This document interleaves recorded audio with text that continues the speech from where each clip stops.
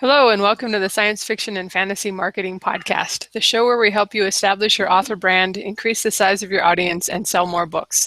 I'm Lindsay Baroker, and I'm here with Jeffrey Poole and Joe Lalo. I have a great guest for you this week, Kristen Painter.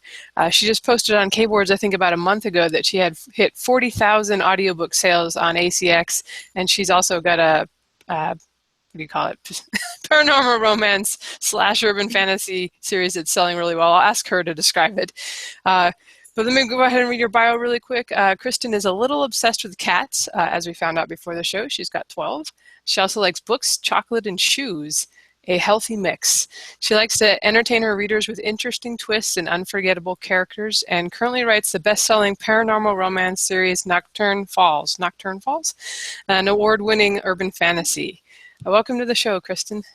Thanks. Do you want to correct me on anything, like the mangling the pronunciation of your series, or? No, it's Nocturne Falls. It's not Nocturnal Falls. That's what I almost said. Yeah, no, I get that. It's okay. No, it's Nocturne Falls. Yeah, I write that, and I also have just started sort of a. It's not really a spin-off series. I call it a like series adjacent, which is a cozy mystery series. It's set in the same town, and they are first person as opposed to the paranormal romances, which are third person alternating POV. So I guess that's about it. Yeah, looks cool. Well, why don't you tell us how you got into writing and what made you decide to self-publish? I have always written. You know, I guess I'm one of those that just I've always written, even if it was short stories or anything, articles, all poems, all kinds of stuff.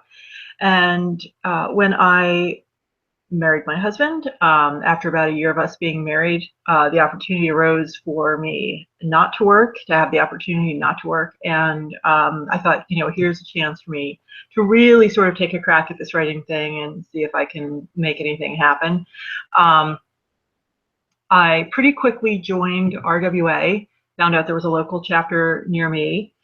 Within the first, I think within the first or second, pretty quickly after I joined, within the first or second year, the first book that I had written finaled in the Golden Heart, which is sort of their equivalent of like it's the biggest award you can win for an unpublished manuscript. So I finaled in that, and not long after that got an agent, and though it actually did take about 6 years to sell to New York, and I didn't sell in romance, I sold in urban fantasy. I had written a book that was sort of my, I affectionately refer to that book as my screw you book, because I just was kind of in a bad place in my career after so many rejections and kind of, you know, doing everything I possibly could to make editors happy and still not kind of being able to close the deal. So I had written this other book that was a lot darker, grittier, that sort of thing. Vampires as the bad guys, you know, that urban fantasy, and that's what ended up selling. And that's sort of the, you know, my path to publication, I guess. When you say that ended up selling, was that the one you got traditionally published and not your Nocturne Falls series? No, I actually sold to a small press, Samhain. That was really my first sale, but then I think within a month or so of that, the urban fantasy was already out, being shopped, and with about a month after the Samhain deal came through, we actually sold to New York, and so that was really kind of my, you know, my big sale. That was a 3-book deal that turned into a 5-book series, which turned into a second series, and that's really sort of, you know, kind of where I got my start, where I learned the business. Cool. And would you recommend, I've kind of seen a lot of people that have gotten really into the RWA, if you're writing, you know, romance, obviously, or sci-fi or fantasy romance, and have used, you know, those awards, have gotten their local chapter awards and stuff, and used it to get like deals with agents or meetings with agents. Do you think that's a good way to go if you want to get into traditional publishing? Yeah, I absolutely think it does. It is. I think it really does help you if you can final in one of those contests, or even in some of the smaller chapter contests, it can kind of elevate you, at least for a brief period of time. And sometimes that's really what it takes to maybe get noticed by an agent, to make a publisher take a second look, because it's sort of like the work's kind of been vetted already by at least a group of people who should, in theory, know what they're doing. So I definitely think it helps. And the camaraderie of having a group of like-minded people that you can hang out with. Sometimes for somebody who is that writer who's kind of on their own, home alone, and doesn't really have anybody else to talk to, sometimes that can really be a lifeline. Yeah, definitely. I've heard the really good things about him. Now, the new series, The Nocturne Falls, is that all you're on your own, or is that something you got the rights back to publish on your own? No, that's something that when I made the decision to go indie, to self-publish, I could not continue the urban fantasy because I had a non-compete clause. And I mean, I could have, but it would have been, excuse me, would have been 6 months after the publication of the last book in the series, which would have, it would have been a significant amount of time. So I couldn't write urban fantasy. That first book that I had sold to Sam Hain actually was paranormal romance. It sort of was where I kind of started. So that seemed to be the logical thing to do. And for many years, I'd have to say, since I have been actively writing for publication, my agent, my friends, they've all been saying, why don't you write funny? Like, you're funny in person. Why don't you write funny? Because, my urban fantasy stuff was a body count, that kind of stuff, and not at all my sort of natural voice. So I thought, all right, maybe if I'm going to do this, maybe this is the time to, see if I can write funny, because I don't think it always translates. You can be funny in person, and it doesn't always come through on the page. And apparently it does come through on the page for me. So that's the direction I went in, and it seemed to work. It's very much like these books are very much like my, I'd say sort of my natural conversation voice. They're a little snarky and quick, and I mean, I hope they are. Yeah, it is funny to me when sometimes I know authors and they're very funny and I very much see it in their books, but I've definitely had the experience where they're very funny in person and they're writing these really serious, dark books, and I'm like, wow, that's very different from how you are every day. It can be hard, to be sort of a light-hearted person and to be killing off beloved characters on every other page, and yeah, it can be tough sometimes too. So. For those who may not be real clear, what would you consider the difference between paranormal romance and urban fantasy? Is it just the romance element? Like, was your agent totally cool with, or your editor, publisher, whoever these people are, did they not mind? They didn't think it was too close to what you were writing before? I didn't ask them, for one thing, and it really is just a different genre. With urban fantasy, there's sort of well, every genre has its tropes, right? So there's certain things that you come to expect. Paranormal romance, every book is always going to give you an HEA or a happily ever after at the end of the book, or at least there's some kind of satisfactory conclusion to the romance. And the romance would be enough of a thread. If you pulled it out, the book wouldn't work. Whereas with urban fantasy, in the case of mine, there was a thread of romance, but there was also this kind of we have to save the world, So and the two are probably not as equally important. The need to save the world and defeat the bad guys definitely takes center stage, and the romance will tend to sort of be a subplot. Whereas with the paranormal romance is front and center. There's bad guys, there might be somebody chasing them, or there's something else going on usually, but that romance is front and center. All right, well, I muted myself. I always have trouble unmuting myself in a timely manner. So you showed us one of your covers, and they're really cool for anybody. I'll put the links up in the show notes for anybody that wants to look at them. I would say they're not typical for kind of, because like you said, they show the comedy element. They're kind of cartoony and fun instead of so much of the paranormal romance and urban fantasy have like the girl with the sword and the city in the background and her hair is flowing in the wind. What made you decide to go that route? My traditional books. This was the first one. So that was my first urban fantasy, and then the first book in the second series was this one. So they were sort of in that vein, and they're beautiful. They're lovely covers. I mean, they're really outstanding. They were original artwork that was done for the series. The paranormal romance, I knew that if I went in a traditional route, which paranormal romance right now is usually sort of the naked man chest, maybe with or without a woman in some kind of embrace, right? That people picking that up, that is not what they're getting in this book. So I had to find a way to kind of come across that it was lighter, funnier. These books are what are classified as, I don't really like the term, but I guess they fall into that sweet category, and that the sex is all closed door. So usually that kind of cartoon or illustrated cover, most readers who know the genre understand that that's a cue that says you're not getting like the full-on, it's not happening. So they've worked really well. They've worked really well, and readers know that that's what they're getting with my books.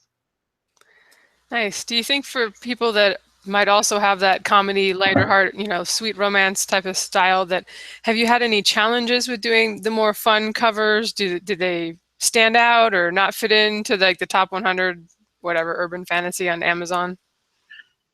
They're harder in the sense that there are fewer artists who can do them and do them well. So they're expensive. They can be expensive. And it can take a while because there are fewer artists that do them. Your organizational skills and get those people booked and make sure and I suck at organization, so this is extra hard for me. It's like forcing me to be organized. You see a dog on the bed, that's so cute. I'm so easily distracted. Oh, puppies. So yeah, that's been a little more. If I was just going with the naked man chest and the I could probably whip those up myself. But that's a skill set, doing those kind of covers. Yeah, definitely. And one more question for me. We're going to ask you more about the audiobooks now, but I was just curious for maybe newer authors who are thinking they want to get into paranormal romance or maybe the urban fantasy. It seems to be, when you look on Amazon, it's both like really probably the most popular form of fantasy, the contemporary Earth stuff, but also really competitive. Like it takes a lot to get in the top 100 on Amazon. What are your thoughts on, is it a good genre to get into now, or is it pretty tough, or the reward's good? What do you think? I think just about every genre is tough right now. I think if you write a book that, if you can find a way to write a book that resonates with readers, it doesn't matter what genre you're trying to get into. You should be able to find your core group. Obviously I'm biased. I love paranormal romance. It's been very good to me. People love shifters. People, vampires are not dead, despite what you've heard. They're dead, but they're not dead. People love those kind of tropey characters. They're popular for a reason. They're evergreen. So I think if that's something you love to write, then you should write it. But I don't think you should ever say, hey, that looks like a genre I could make some money in, because that typically is how you end up really frustrated. Yeah, definitely. It's kind of been my experience when people say something's dead, it's usually editors and agents who are tired of looking at it, but it's not necessarily true that there aren't readers that still want it. Yeah, we did shop the Nocturne Falls series to New York. We did get some bites on it. I did have, I guess it was, I had an editor tell my agent that, we just don't think vampires are happening anymore. I did get some bites. I got an offer, and it just felt like I could do better, and I have. So. Awesome. Well, let me hand you over to the guys to ask some questions, and then we're going to get some information from you on how to sell so many audiobooks later on. Yep. my first question has a little bit to do with audiobooks. We've spoken in the past. Book length can play a major part in the success of a book. How long is your average book? I really shoot to have my books hit that 8-hour mark. Early on in my, I hadn't put any audiobooks out yet, but early on in kind of my, my stage of figuring out, am I going to do this? How do you do this? Do I want to do this? I had a really good conversation with somebody from ACX, and one of the things they said that stuck with me is the 8-hour mark felt to them like a place where people were willing to spend a credit, like the Audible subscribers were willing to spend a credit, and that 8-hour mark just stuck in my head. So with all of my books, I've really pushed to hit that 8-hour mark, and sometimes it might be, but we get there. So that's really what I aim for. And ACX gives you a rule of thumb that like it's roughly 9,000 words per hour. So yeah, and then of course you have to take into consideration how fast, your narrative pace and your back matter, front matter, anything like that, that you put in. So, and I always try to do a teaser for the next audiobook. So that helps with the length a little bit too. Cool. All right. So you touched on this a little bit earlier. So you said that the key points to like what separates a paranormal romance from an urban fantasy is that in paranormal romance there's a happily ever after, and romance is key to the plot. And in urban fantasy, the stakes are higher, and the world must be saved. What Right. other elements do you think people look for? Like, what do you look for to make a romance a paranormal romance? Well, there has to be a paranormal element. You've got to have a vampire or a shapeshifter, or let me see, I've done gargoyles, witches. I have a dragon shifter coming up, elves, fae. I mean, somebody's got to not be human. But you could also do ghosts or a psychic or somebody who maybe has some kind of a paranormal. They're not necessarily a creature, but maybe they have some kind of paranormal ability.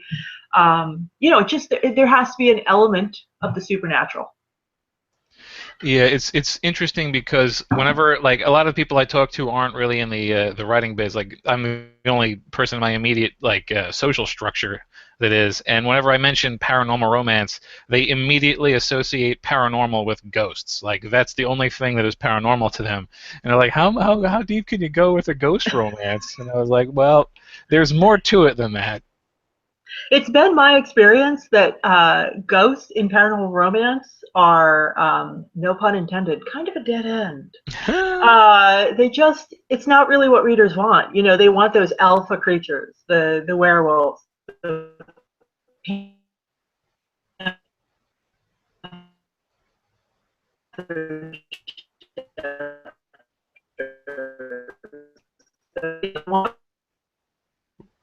We're having a little bit of audio problems right now, so. Okay. All right, go ahead. You came back just then. Okay, everybody froze up on me, so I don't know. Anyway, I was just saying that the readers really want the alpha characters. They want the tough guys, the guys who are the protectors, the vampires and the shifters and those sorts of creatures versus a guy who's a sick or the ghost. Those are the same way. Yeah, I can certainly see how anything that's a lot less concrete, it seems like it's going to have therefore a lot less impact. Yeah. All right, so one more question before we give it to Jeff. How far ahead do you plan your stories? You were saying how your one book turned into a series, turned into a 5-book series, turned into a second series. Like, did you plan them that way, or how do you do it now?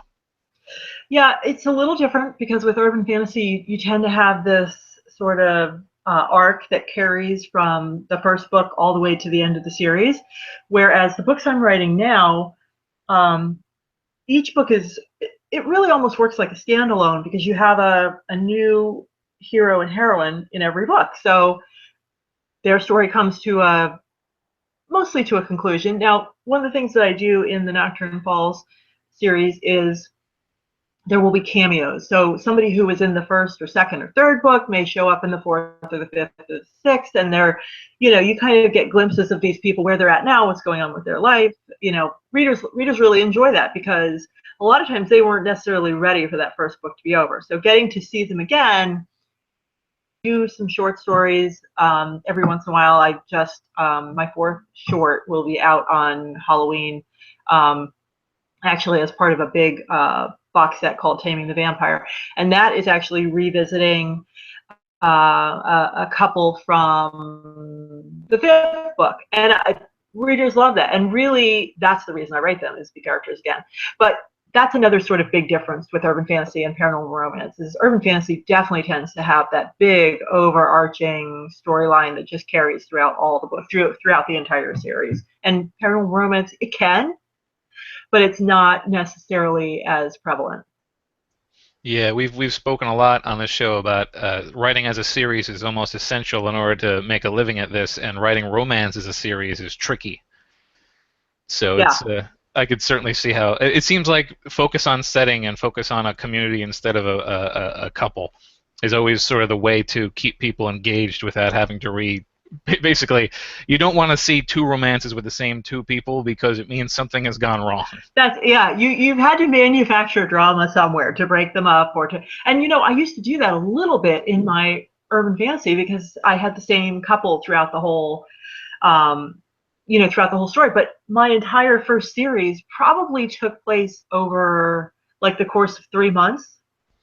So it's also a different kind of a span of time too. Usually, not always, but sometimes urban fantasy will be much more compressed, because it's really this giant story that you've broken into, 3 or 5 or 7 books or whatever. So, but yeah, with the paranormal romance, it's really one and done for each couple. Yep, yeah, that seems to be the way it is. All right, I'm gonna hand you off to Jeff now for his questions.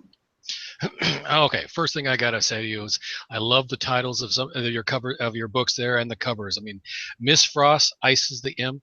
That is just it's spectacular. I love those covers. They're just absolutely awesome. Okay, Thank you. You've written in paranormal romance and you've written in urban fantasy. Do you have any difficulty switching between those two genres?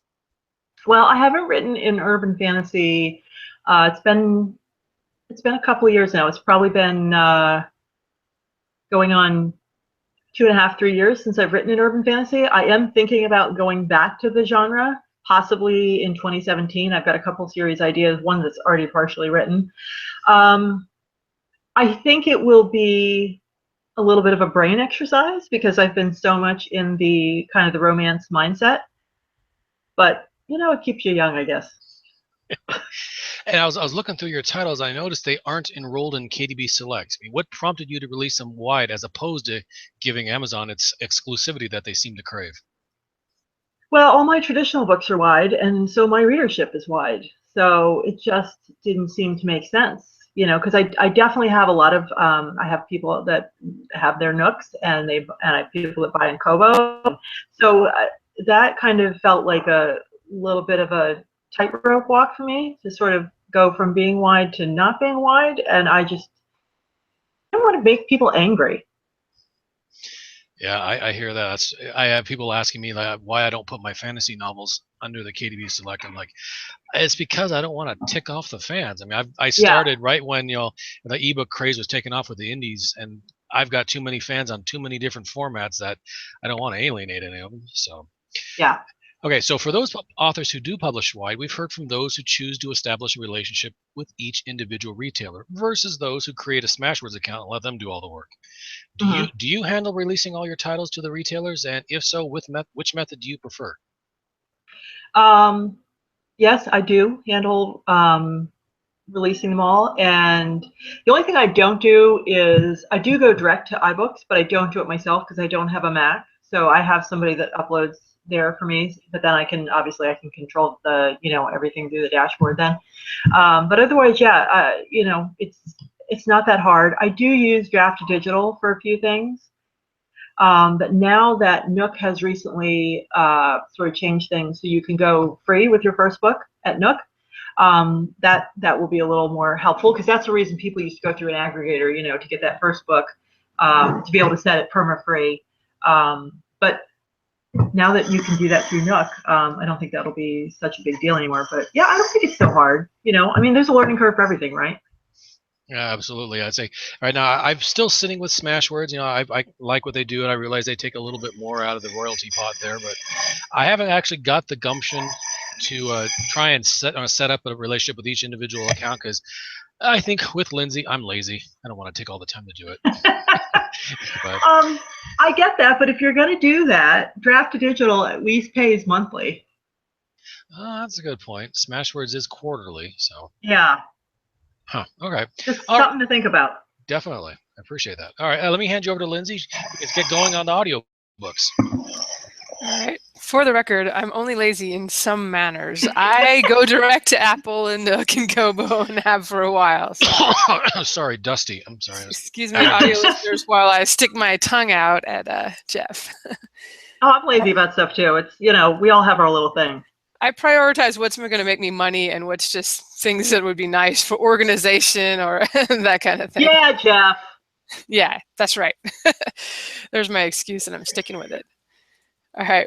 Before I jump into audiobooks, one thing I was wondering before that I forgot to ask is that now that you've had success as an indie author, will you shop future series around and try to get them published, or do you think you'll stick with self-publishing going forward? I never say never, but I'm really happy doing what I'm doing at the moment. I think if the right deal came along, you never know. But excuse me, I have to move a cat so I can get off the cord. I think it's possible, but that right deal, I don't know what that would be. So, oh, look at that face. I got a puppy here trying to get pet too. Right Got animal problems tonight. Yeah. All right, cool. Yeah, and are you still working with your agent to do like foreign rights or anything like that? I am. Yep. We have a good relationship, and she's always out there looking. And we had not really, it was film rights, but it was actually for TV. We had an inquiry recently, and and she dealt with that. So it's good to still have her as part of my team. Awesome. Yeah, it seems like if you can have the best of both worlds, that's the way to go. Absolutely. All right, jumping into audiobooks. How many of your books have you produced so far, and is it all through ACX Audible? Yeah, all of my indie stuff has been through ACX. My traditional stuff was done by Tantor and also in-house by Hachette. But all of my indie stuff has been done, myself. And so far I have put out all 6 of the Nocturne Falls books. The first of the Miss Frost mysteries is out, and the second is in production. And I have put out I'm starting to work on my backlist now and put that out in between the, there's not a Nocturne Falls book that needs to be done. It was a box set of 3 novellas called the Sin City Collectors series, and so that is out. So I actually have, what is that, 9 things? No, I suck at numbers. 6, 7, 8. I have 8 things out. We'll have a 9th book out short, a 9th audiobook out shortly when the second Miss Frost book is released. All right, cool. 6, 7, 8, 9. It sounds good to me. And when you post on Kboards, I think that was just your ACX sales. That you'd hit the 40,000 mark. Is that correct? Well, that's that's ACX's. That's everything. So that's everything that they've sold. It's iTunes, it's Amazon, it's Audible. That's everything. Yeah, and I'm actually I think I'm like 4 books away from 43,000 right now. Nice. That's not your traditionally published books, though, right? No, that's differently accounted. Yeah. Who knows about that stuff? I know. Honestly. I get quarterly payments for the ones I have through different companies, and I'm always surprised and happy when I get paid, but I kind of forget about it in between. Yeah, that's pretty much the case. Like, I don't think I've actually ever seen. I'm sure it's in my royalties, the audio stuff, but other than getting that advance, who knows? Right. Yeah, I never look at actually the sales numbers. I'm just like, oh, there's the money. I'm going to go spend the money. All right. So for those who are like maybe just thinking of should they do audiobooks or not as an indie author? Because it is, or let me ask, are you doing a royalty split with someone, or did you just pay up front for the narration? No, I really did not want to do a royalty split. I know that for some people, that's the direction they want to go in. It's less of an outlay, obviously. Not quite as much cash and not quite as much risk.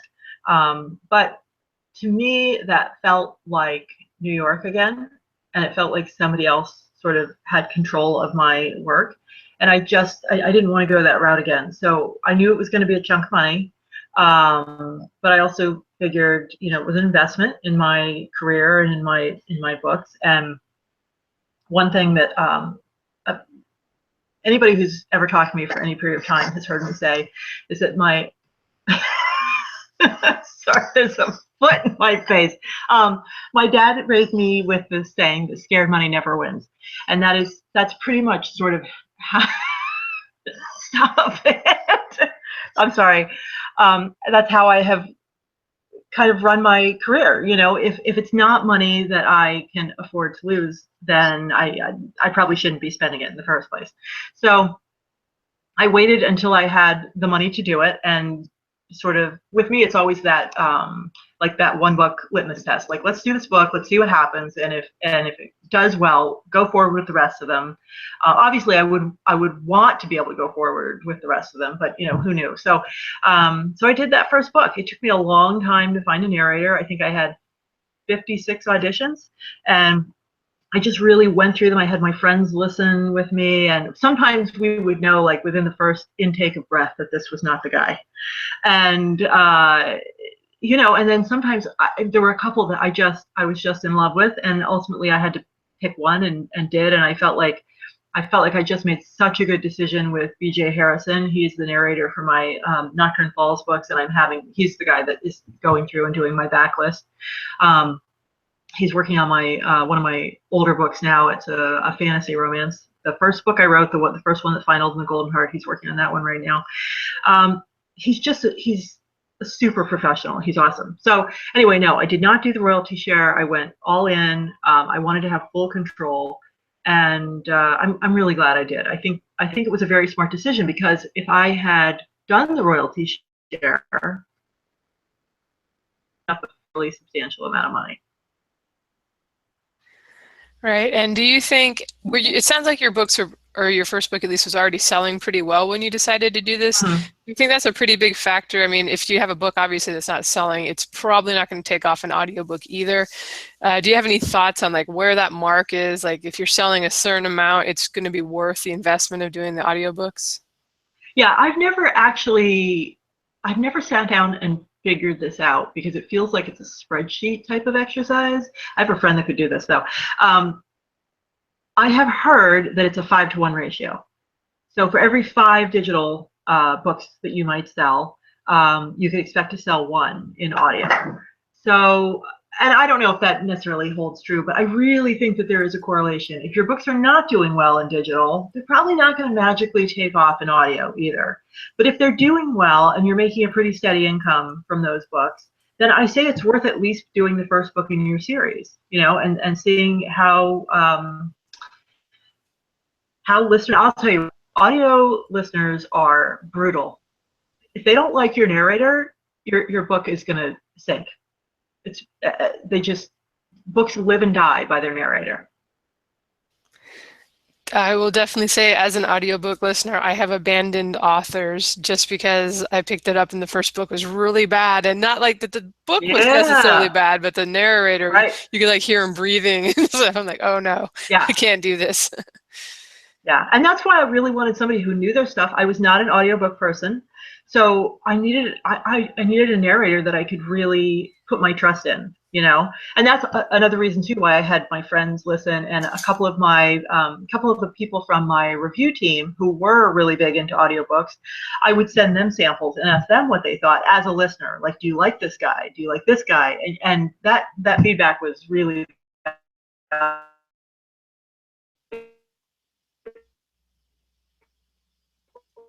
me, because I just didn't have think we lost. Do you guys, are you It's stuck enough to, again. oh, sorry, Here we we go. lost you there for a minute. All right. I didn't quite catch the end of that, but Okay. sorry about that. We kind of faded out. Basically, pick a good narrator, or you're in Okay. a lot of trouble. All right. Now, I am curious that you picked a male narrator for romance. It seems like I usually heard, I guess I don't listen to that many romances because I blush in the car if they're doing naughty things. But what was your reason for choosing a male narrator over a female narrator? The bulk of my my readers said they preferred a male voice. It was, I crowdsourced that. Do you think that's common in the genre? I want to say it's usually women narrating You know, romances. I don't know. Because again, I didn't have the background in audiobooks like, some of my readers did. So I sort of relied on what they had to say. Now for the Miss Frost books, because those are first person, I have gone with a female narrator. But I feel like I have found the same level of talent and professionalism in Hollis McCarthy that I did with B.J. Harrison. Hollis she's a working actress. She's does Shakespeare and can do pretty much any accent. She had a part on Blue Bloods a couple months back. She's really active, and she's not like some chick sitting in her closet with a microphone doing the reading. So you get what you pay for. Yeah. Did you pay attention to their track record at all when you were picking them, or did you just, like, I've heard it said before that it's good if you can get a narrator who has already done some audiobooks and that they'll actually bring their own fan base with them. Did you think about that at all, or were you just kind of, which voice do I like? When I got down to it and was trying to make that final decision, I definitely went and researched them and looked at books that they had done and looked at the reviews. Because again, like I said, audiobook listeners are brutal in their reviews. So I would go and look at these people and see what kind of response. And both of my narrators had really, really nice reviews, really nice responses. In fact, I had a fan mail not too long ago that somebody had written to me, and they said that they thought that BJ's voice for them was second only to Alan Rickman. And I thought, job done. Nice. All right, so Yeah. I guess people are going to be wondering how you sold so many books once you got them produced. Me too. Do you think a lot of it is just a byproduct of your sales of your ebooks are strong, or are you doing anything specific to market the audiobooks? I don't really do a whole lot to market them. I have tried Facebook ads for the audiobooks, and it's just not something I can ever get like what feels to me like a reasonable ROI on. So I just really don't do those anymore. But I am constantly doing Facebook ads for the books in the series, and I think if one sells, the other sells. A lot of people really do like Whisper Sync. They like to, if they have the book, a lot of people like to have the audiobook because they can go back and forth. They can listen to it in the car, and then when they get home, they can open up their Kindle, and it goes automatically to wherever they stopped. And so they like that convenience of being able to sort of have the book with them all the time that way. I do really think, again, that there is that correlation between a series that sells well in digital is going to do well in audio. I also think that I have kind of hit an underserved market, and that is the paranormal romance that isn't like all sexy times, every other page. There's a lot of great books out there, but they are, for some readers, they're kind of borderline erotica, and nobody's going to listen to that in the car with their kids. You know what I'm saying? I mean, my books, I get a lot of email that mothers and daughters share these books, and that's kind of a cool thing. If there's a conversation going on between a parent and a child, and the book somehow facilitated that, I mean, I think that's pretty cool. But again, with the audiobooks, I think it's not just about the fact that it's a quality, I've got a great narrator and it's a fun book. But I think that there's an underserved market there who just, there wasn't a lot in paranormal romance that was, on the sweeter side, that just didn't have the great big open bedroom door. Oh, that's great that you found that. And I would agree with you. I don't even let my dogs listen to that stuff when I'm in the car. So, so easily influenced. I'll have to try them. I think I have some Audible credits hanging out. Okay, one last question from me. Are you trying now to launch your audiobooks at the same time as you launch a new release of your ebooks, or does it kind of come later when you have the time to get it out there? I feel like that is virtually impossible. It would be nice, but it would mean holding the digital and the print back, essentially. So I just try to do them as close as I can, and that's about all you can really do. But other than holding back the digital and the print, which I don't want to do, I think that would be about the only way to do it. Probably someone who's a lot more organized than I am could figure it out, but that's not going to happen. Yeah, I think I've met a couple of those people, but yeah, I'm the same way. It takes me 2 months just to get the paperback out, and that's not like it's a big process. So. All right. Well, I'm happy if I can get digital and print out at the same time. That's a major accomplishment for me. Yeah, so. Sounds good. All right, let me hand you to the guys for some more questions. Yep. So I guess one question I want to ask is, some of the stuff I had written down has been established just by normal conversation, but we talked a little bit how you are not exclusive on Amazon. Are you exclusive on ACX? I have the exclusive deal, which means that I'm on Audible, Amazon, and iTunes. Yeah, the only places that anyone buys audiobooks. The only places that anyone, yeah. Yeah, it's an unusual exclusivity thing because, like, I mean, I only recently somebody contacted me trying to sell me audiobook production services, which cost an absurd amount. It cost twice as much as my rather pricey narrator.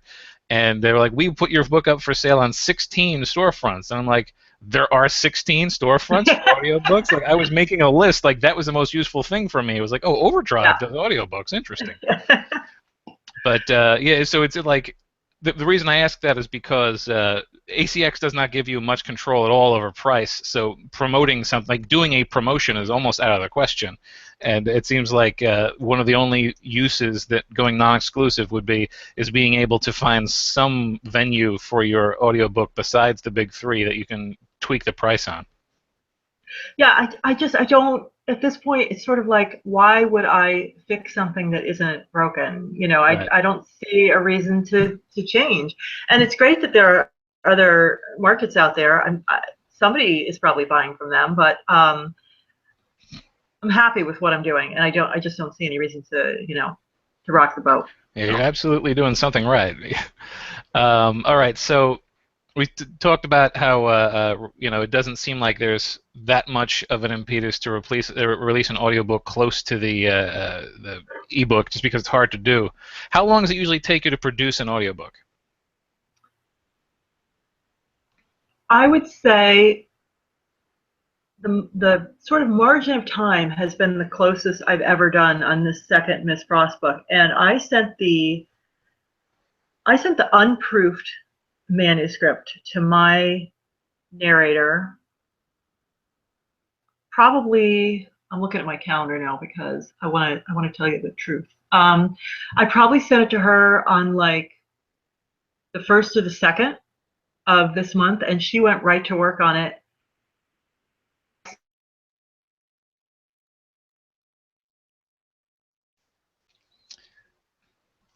Having a brief audio hiccup again. She froze up again. I think the cats are walking on the keyboard and causing havoc. We'll wait for her to return.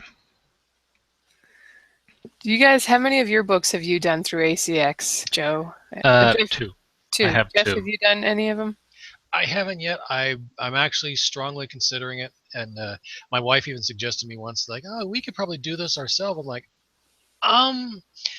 based on what I've heard, maybe we ought to try and get someone else to do it, because holy cow, I don't think I'd have the patience for it. I really don't. The last thing you want to do is hear my voice talking about my own book. I don't think I could do it and keep a straight face. That'd be the problem.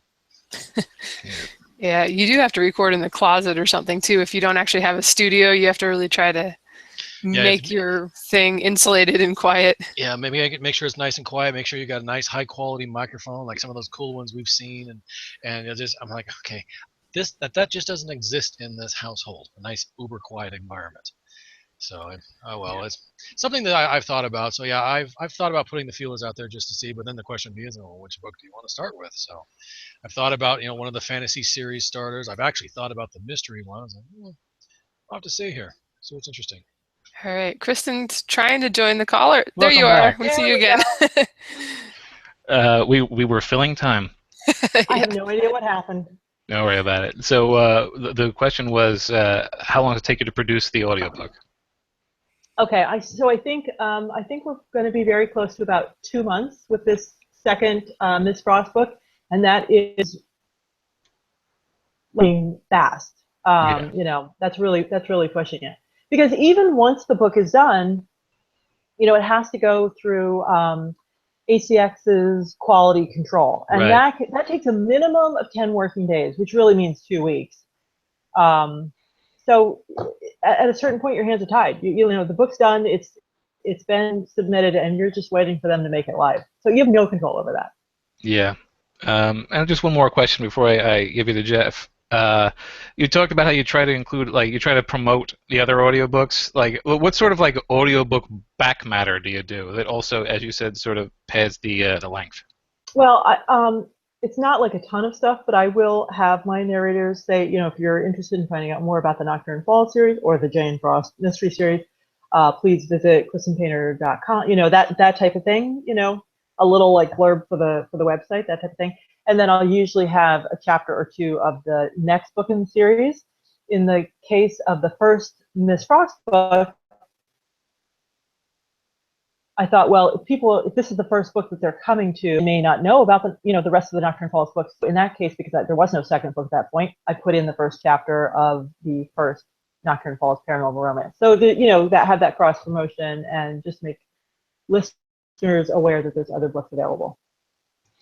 Yeah, it's funny because while I do that in every one of my my ebooks and paperbacks and all that, I never thought to include that portion, which really all I had to do is not remove it from the manuscript I gave them.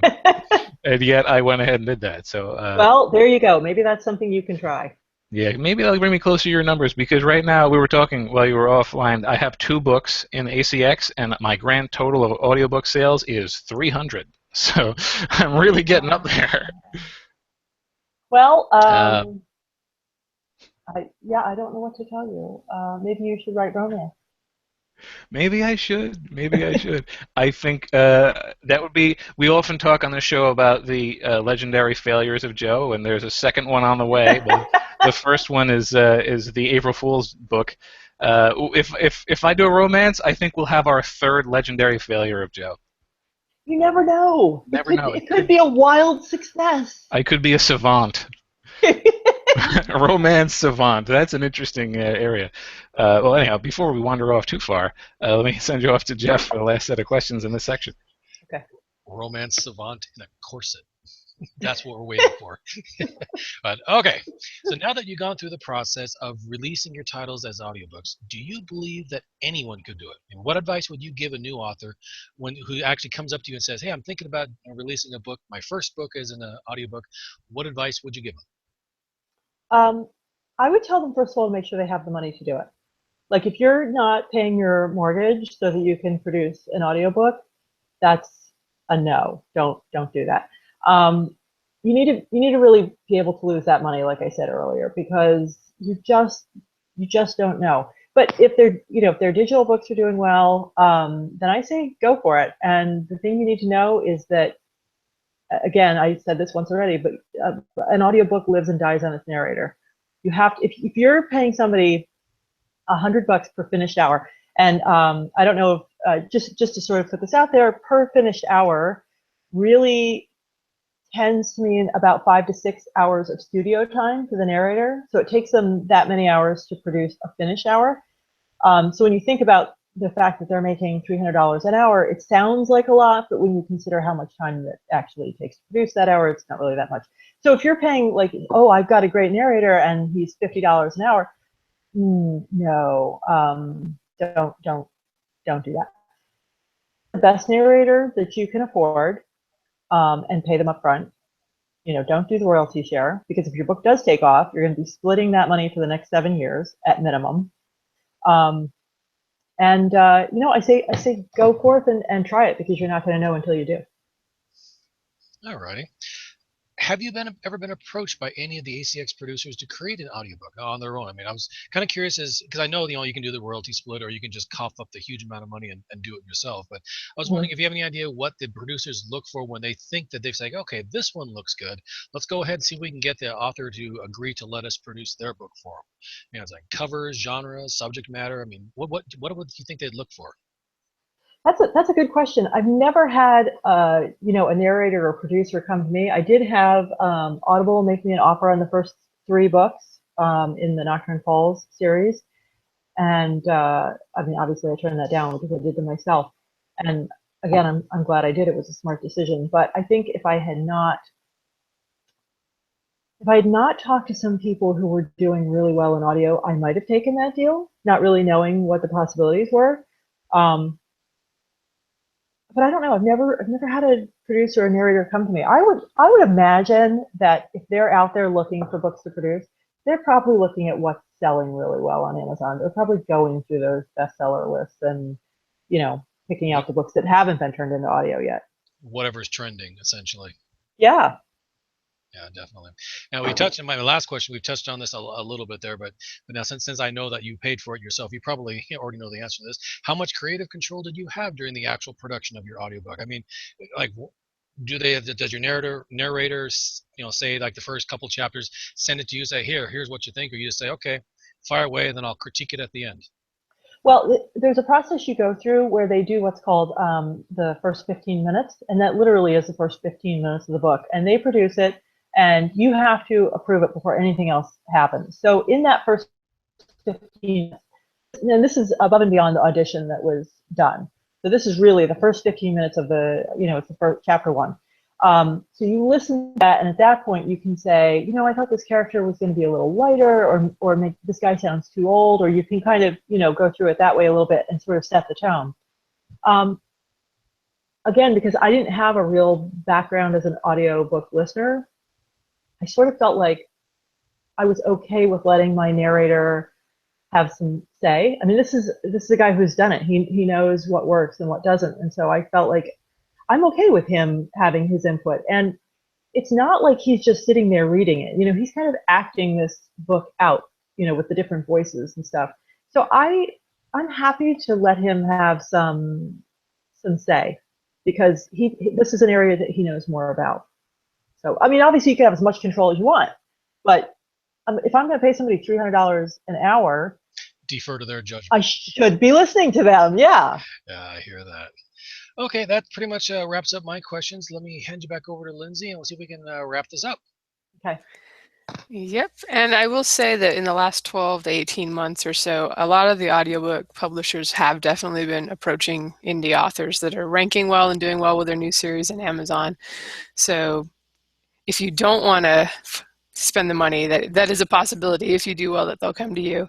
I know in the space opera genre, they've been recruiting, and I would guess urban fantasy, paranormal romance too.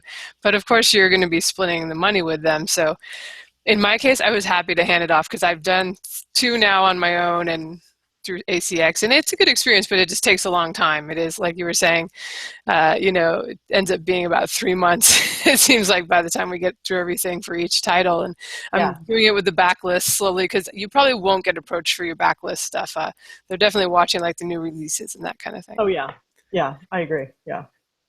All right. Well, do you have any closing advice for authors who are maybe getting into trying to either sell better in paranormal romance / urban fantasy, or who are just getting into it now? I would say, don't be afraid to write the book you really want to write. I mean, I think there's, and I say that because there was always sort of that, I don't want to say pressure, that's not quite the right word, but there was always sort of that sense of like, well, if you put a lot of sex in your books, and that's great if that's what you like to write, but it wasn't for me, and I kind of held true to what I wanted to do, and it resonated. So write the book you really want to write, make yourself happy. All right, good advice. And it is great to see you doing really well with the more sweeter romance, paranormal romance, because we have had people on who have been very successful doing the right to market thing also, but it is nice to know that you can have the covers that aren't necessarily what's really trendy and the plots that are really trendy and still do well. I promise these books will not make your dogs blush. That's good, because they're very young. One of them is very young, you know. Very young, very impressionable. Let them listen to them in the car at least once. They'll enjoy them. All right. Although there are cats in my book, so be aware they might not like the cats. As long as the narrator's not going, meow, meow, I think we're okay. That might be alarming to them. All right, well, why don't you let everyone know where they can find you, and give us the title of your first book, if you would, that they can go check out. Okay, and I will tell you can find me at KristenPainter.com. And the first book in the series is The Vampire's Mail Order Bride, and it's the first digital book is free, so go download it. You can check it out, and if you do that, the Whisper Sync on the audio is only $1.99. So right, that's an excellent deal. Wrap it up. That is, yes. It is a great that deal. Way my 12 cats can keep eating, so thanks. Awesome. That's a big cat bill. We got to help help pay for that there. All right. Thank you so much for joining us. And everyone, this is episode 98, marketingsff.com, if you want to check out the show notes or get the links to her books. Thank you, Kristen. We had a fun time talking to you and your cats. Nice meeting you, Kristen. Thanks for all the info. Nice to meet you guys, too. Thank you. So long, everybody. Bye, everyone. Bye. Bye.